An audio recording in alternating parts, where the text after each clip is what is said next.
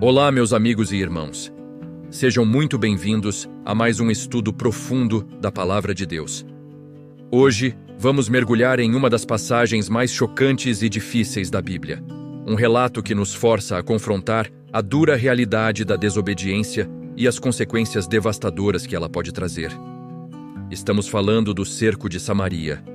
Um tempo de fome tão extrema que mães chegaram ao ponto de comer seus próprios filhos. Vamos nos situar no tempo e no espaço. Estamos por volta do ano 850 a.C. O reino de Israel, após a morte de Salomão, havia se dividido em dois. O reino do norte, Israel, com sua capital em Samaria, e o reino do sul, Judá, com a capital em Jerusalém. O rei de Israel nessa época era Jorão, filho de Acabe e Jezabel. Jorão não era tão mau quanto seus pais. Ele até removeu a estátua de Baal que seu pai havia feito. Mas, como a Bíblia nos diz em 2 Reis, capítulo 3, versículo 3, ele aderiu aos pecados de Jeroboão, filho de Nebate, que levou Israel a pecar. Não se afastou deles. Esse pecado de Jeroboão foi a idolatria, a criação de bezerros de ouro para que o povo não fosse a Jerusalém adorar. Então, o cenário já era de uma nação que, apesar de algumas reformas, continuava de costas para Deus. É nesse contexto que Ben-Hadad, o rei da Síria, ou Aram, como era chamado na época, reúne todo o seu exército e sobe para sitiar Samaria. Um cerco militar na antiguidade era uma tática brutal. O exército inimigo cercava a cidade, cortando todo o suprimento de comida, água e recursos. O objetivo era simples: fazer a cidade se render pela fome e pelo desespero. E foi exatamente o que aconteceu em Samaria. O livro de 2 Reis, capítulo 6, versículo 25, nos dá um vislumbre do horror. Houve grande fome em Samaria. O cerco durou tanto que uma cabeça de jumento chegou a valer 80 peças de prata. E um quarto de cabo de esterco de pombas, 5 peças de prata. Vamos parar e pensar nisso. Uma cabeça de jumento, um animal considerado impuro para a alimentação, valia uma fortuna.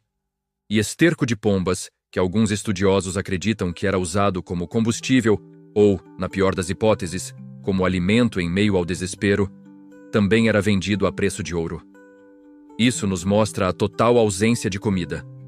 A cidade estava definhando. A situação era tão desesperadora que o próprio rei Jorão, ao passar pelo muro da cidade, se depara com a cena mais terrível de todas. Uma mulher clama por ele, pedindo ajuda. O rei, sentindo-se impotente, responde que nem Deus nem ele poderiam ajudá-la. Mas então, ele pergunta qual é o problema. A resposta da mulher, registrada em 2 Reis 6, versículos 28 e 29, é de gelar o sangue. Esta mulher me disse: "Dê o seu filho para que o comamos hoje, e amanhã comeremos o meu filho." Assim, cozinhamos o meu filho e o comemos. No dia seguinte, eu lhe disse: "Dê o seu filho para que o comamos," mas ela escondeu o seu filho. Ao ouvir isso, o rei rasga suas vestes, um sinal de profundo luto e desespero. Ele culpa o profeta Eliseu pela calamidade e jura matá-lo. Mas por que culpar o profeta? Porque Eliseu era a voz de Deus na nação. Culpar Eliseu era, na verdade, culpar a Deus. O rei, em sua cegueira espiritual, não conseguia enxergar que a causa de tudo aquilo não era o profeta, mas sim o pecado persistente do povo e de seus líderes. E aqui chegamos a um ponto crucial.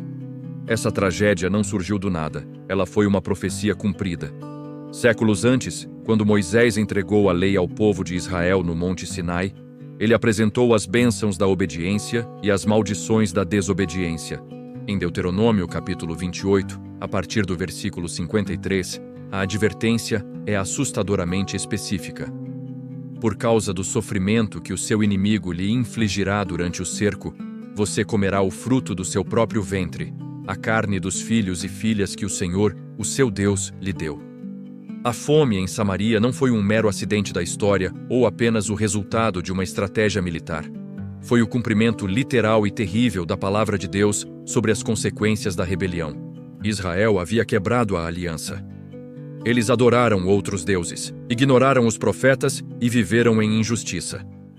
Deus, em sua santidade e justiça, permitiu que as maldições da aliança quebrada caíssem sobre eles. É uma lição dura, mas fundamental.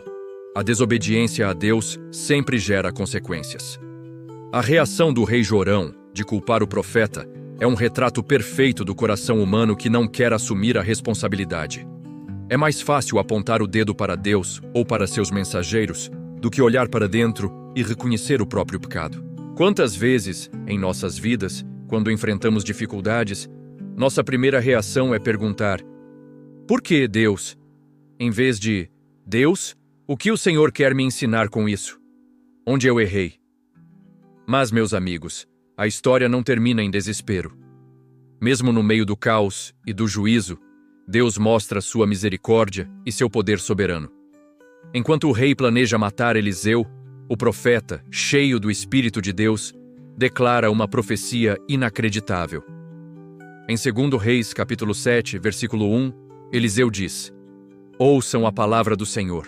Assim diz o Senhor: amanhã, por volta desta hora, na porta de Samaria, uma medida da melhor farinha será vendida por uma peça de prata, e 2 medidas de cevada por uma peça de prata. Imagine a cena. No auge da fome, onde esterco valia ouro, o profeta anuncia abundância para o dia seguinte. Um oficial do rei zomba da profecia, dizendo que nem que Deus abrisse as janelas do céu, isso seria possível.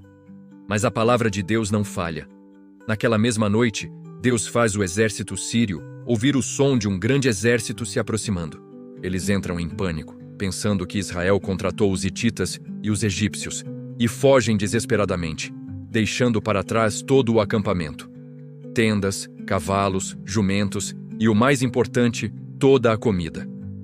4 leprosos, que estavam do lado de fora da porta da cidade, decidem ir ao acampamento sírio para se render, pensando que de qualquer forma morreriam. Para sua surpresa, encontram o acampamento vazio e cheio de provisões. Eles comem, se alegram e depois percebem que precisam compartilhar a boa notícia. Eles voltam e anunciam a libertação para a cidade. O povo corre para o acampamento e saqueia as provisões dos sírios. E a profecia de Eliseu se cumpre exatamente como ele disse. Aquele oficial que duvidou foi encarregado de guardar a porta da cidade e acabou sendo pisoteado e morto pela multidão, vendo a profecia se cumprir, mas sem poder desfrutar dela, como Eliseu também havia profetizado. Quais são os ensinamentos profundos que tiramos daqui? Primeiro, o pecado tem consequências reais e terríveis. A idolatria e a desobediência levaram Israel ao fundo do poço. Não podemos brincar com Deus. Segundo, Deus é fiel à sua palavra, tanto em seus avisos de juízo quanto em suas promessas de livramento. A maldição de Deuteronômio se cumpriu, mas a promessa de restauração através de Eliseu também. Terceiro, mesmo no juízo, Deus provê um caminho de escape e demonstra sua misericórdia. Ele usou 4 leprosos, os marginalizados da sociedade, para trazer a notícia da salvação. Deus usa os improváveis para realizar seus grandes feitos. E o mais importante, essa história aponta para Jesus. A fome em Samaria é uma imagem da nossa fome espiritual sem Deus. O pecado nos cerca, nos isola e nos leva à morte. Mas Deus, em sua infinita misericórdia, enviou Jesus, o pão da vida.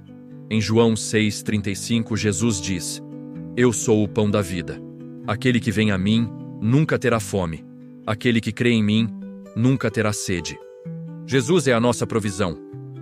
Ele é a boa notícia que nos liberta do cerco do pecado e nos dá vida abundante. Alerta para levarmos a sério o pecado e a obediência a Deus.